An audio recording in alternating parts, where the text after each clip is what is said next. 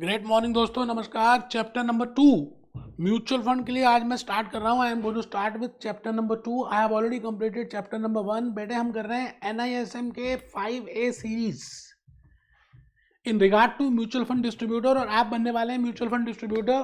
बेटे first chapter में अगर आपको थोड़ा सा ध्यान हो, I have covered investment landscape. And there are 9 learning objectives that what I mean by investment landscape, what are the different types of classes, what I mean by investors, what I mean by financial goals. मैंने पिछले chapter में asset classification की बातें बताई और risk profiling की बातें बताई, डू इट योरसेल्फ की बातें बताई, 9 learning objectives, and I have taken I think 11 to 12 lectures. मैं आज भूपेश आनंद, मैं सीए, मैं सीएस, मैं सीएमए, बेटे मैं आज आपके सामने चैप्टर नंबर 2 स्टार्ट कर रहा हूं एनआईएसएम के लिए, और आपको मुझे डिस्ट्रीब्यूटर बनाना ही बनाना है 5A सीरीज में. तो आइए लेट्स हैव अ जर्नी. आप अपने नोटबुक्स बाहर निकाल लें क्योंकि थोड़ा सा नोट करना कंपलसरी है ना. No doubt objective type questions हैं, बट आप लिखेंगे तो ज्यादा समझ आएगा. आइए दोस्त, लेट्स स्टार्ट. मैं भूपेश आनंद आज आपके सामने ये कहना चाहता हूं कि ये जो चैप्टर नंबर 2 है, this is named as concept and role of mutual fund. मैंने लास्ट चैप्टर में आपको म्यूचुअल फंड के बारे में कुछ भी नहीं बताया था. Just I have told you in regard to investment landscape. बेटे वही तो था हमारा वर्कबुक में, बट आज से कहानी शुरू होगी. बात जब निकली है तो कुछ आगे जाएगी, काफी दूर तक जाएगी. बेटे म्यूचुअल फंड की कहानी आज से स्टार्ट कर रहे हैं. That what I mean by mutual fund. तो चैप्टर का नाम देखिए क्या लिखा हुआ है, concept and role of a mutual fund. इसमें देयर आर 3 लर्निंग ऑब्जेक्टिव्स. ये देखिए लर्निंग ऑब्जेक्टिव्स 3 है जो मैं यहां पर डिस्कस करने वाला हूं. पहला लर्निंग ऑब्जेक्टिव है कि भाई what is the concept and role of a mutual fund. Mutual fund होता ही क्यों है, एक कॉमन इंसान के लिए म्यूचुअल फंड की क्या जरूरत है, या why what is the role of a mutual fund in the middle man life. आज आपके सामने वो सारी बातें मैं रखने वाला हूं. Second learning objective is what are the different types of mutual funds. बेटे very important for examination point of view की क्लासिफिकेशन ऑफ म्यूचुअल फंड्स क्या है. और तीसरी बात हम जो डिस्कस करेंगे कि इंडिया के एस्पेक्ट में, because we are doing level 5A series, हम डिस्ट्रीब्यूटर बनने वाले हैं, तो क्या सच में म्यूचुअल फंड की आगे ग्रोथ है. इन सभी बातों को सीखेंगे. आइए मैं पहला आपके सामने स्टार्ट करूंगा. फर्स्ट पार्ट जो मैंने आज आपके सामने बताना है, which is in regard to concept of mutual fund. दोस्तों कहानी बहुत पुरानी सी है. मैं आज आपके सामने उस कहानी की बातें रखने वाला हूं कि भाई लॉजिकली देखें तो एक इंसान, एक human being is a social animal. वो सुबह से लेकर रात तक काम करता है रोटी, कपड़ा और मकान के लिए. सुबह मॉर्निंग में निकलता है घर से, शाम को घर पहुंचता है, कुछ पैसे कमाता है, उससे रोजी रोटी खाता है, फैमिली को चलाता है, और कभी ना कभी कुछ पैसे वो बचा लेता है क्योंकि उसको भविष्य की भी चिंता है. तो वो सेविंग करनी स्टार्ट कर देता है. और सेविंग जब वो करनी स्टार्ट कर देता है तो बेटे उसमें उसको कुछ ना कुछ इनकम चाहिए होती है. मैं फिर रिपीट करूंगा, अभी आपने वर्कबुक एनआईएसएम की बिल्कुल भी नहीं देखनी. आपने मेरा लेक्चर सुनना है ध्यान से.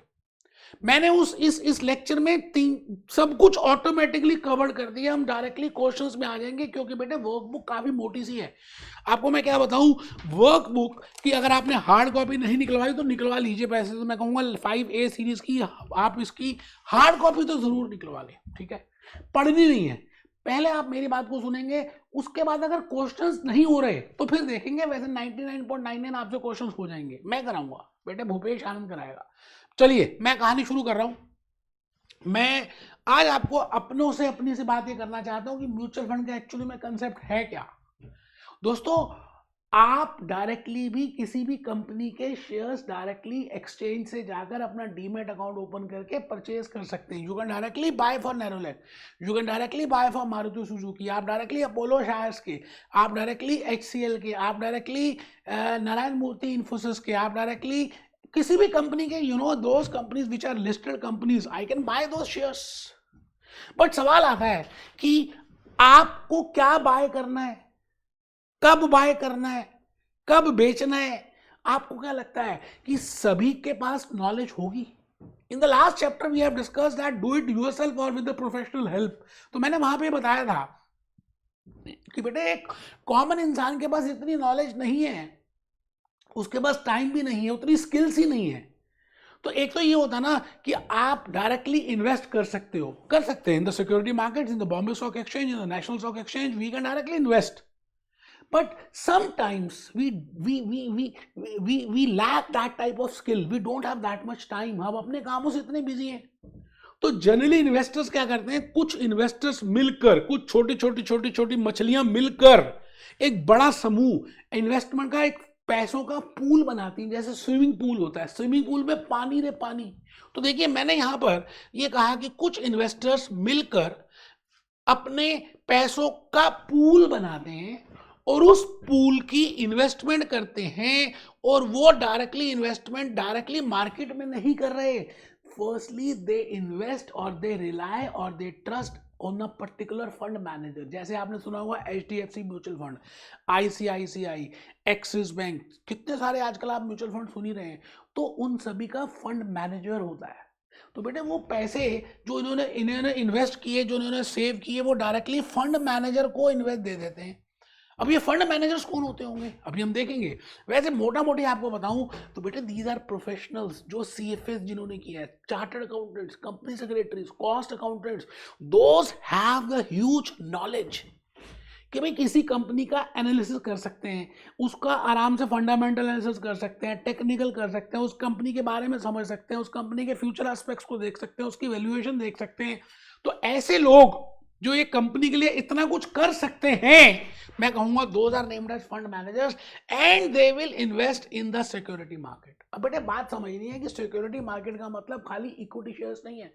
अभी आपके एग्जामिनेशन में क्वेश्चन आया था that whether security means equity shares. No, security means I can invest, fund managers can invest in debt, they can invest in real estate, they can invest in gold, they can invest in fixed income, they can invest in bonds, they can invest in equity.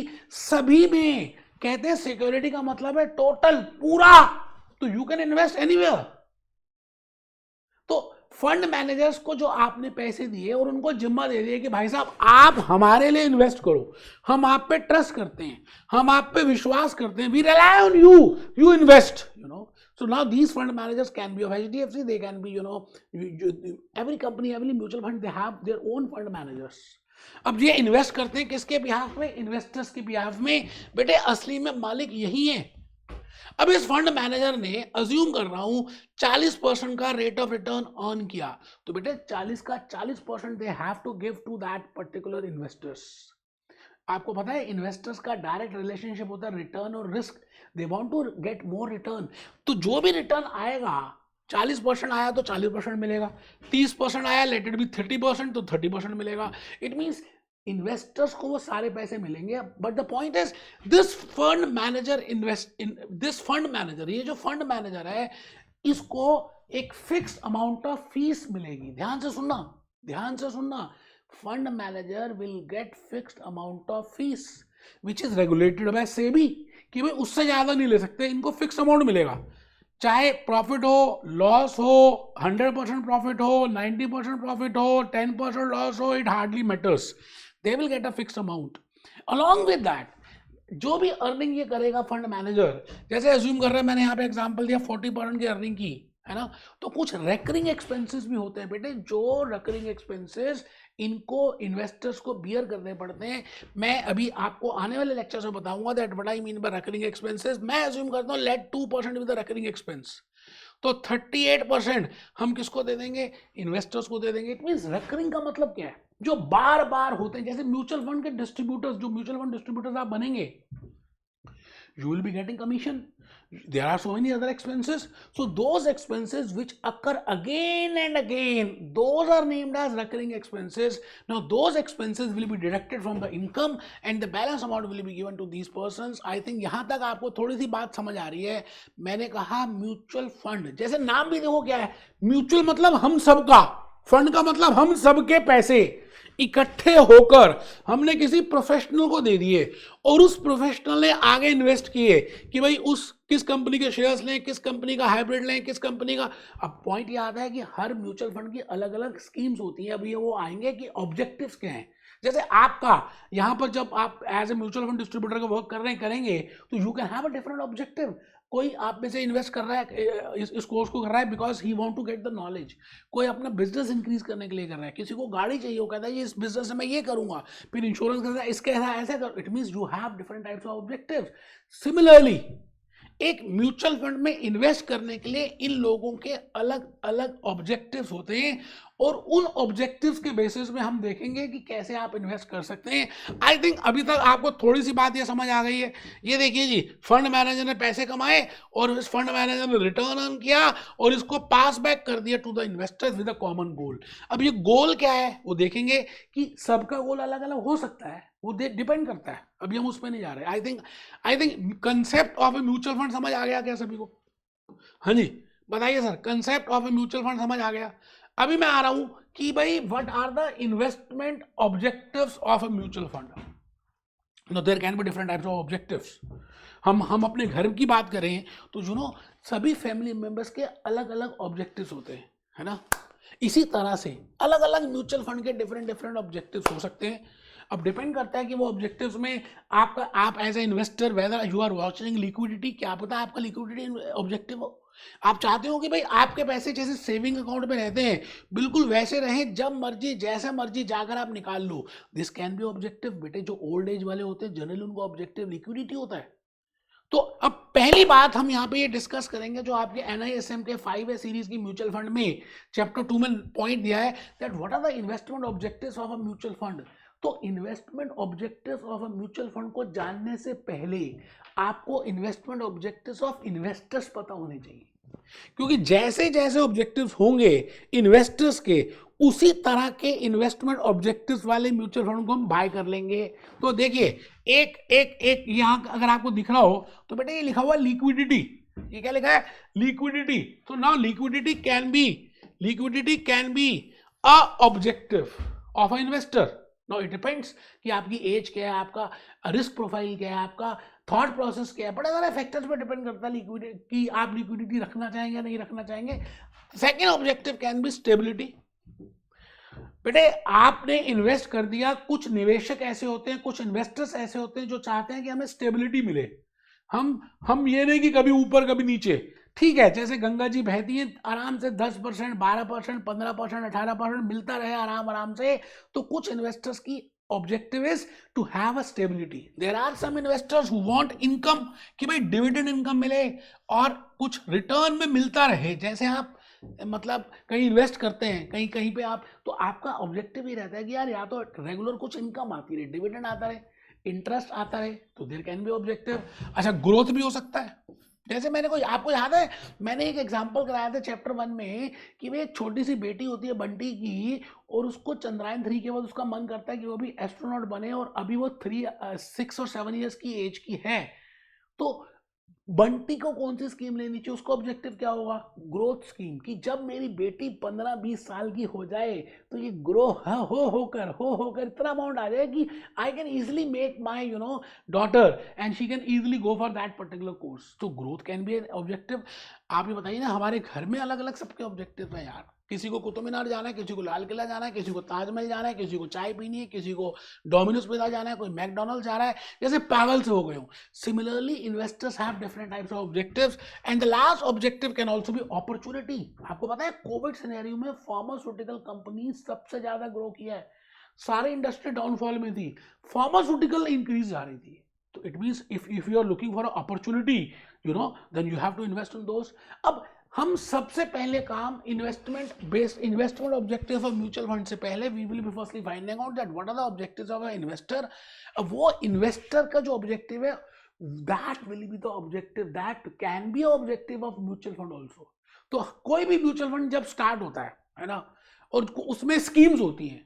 अच्छा schemes होती हैं तो schemes में अलग अलग objectives होते हैं। They can have objective of growth objective, they can have dividend objective, they can have liquidity objective. तो अब उस इन्वेस्टर को ये चेक करना है कि उसकी अंदर की चाहत क्या है, उसका ऑब्जेक्टिव क्या है, तो उसी के अकॉर्डिंगली वो स्कीम को चूज करेगा। तो मैंने यहाँ पे क्या लिखा है, mutual fund seeks to mobilize money from all possible investors, all possible investors.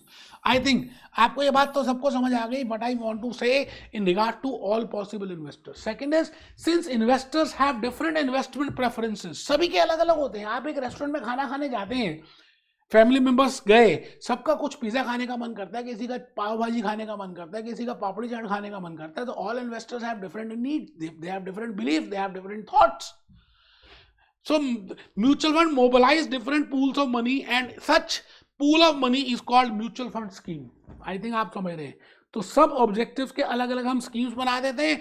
Each scheme has a pre announced investment objective. मैं फिर रिपीट करता हूं, आपके पेपर के लिए मोस्ट इंपॉर्टेंट है कि सभी म्यूचुअल फंड स्कीम्स का एक प्री अनाउंस्ड इन्वेस्टमेंट ऑब्जेक्टिव होगा।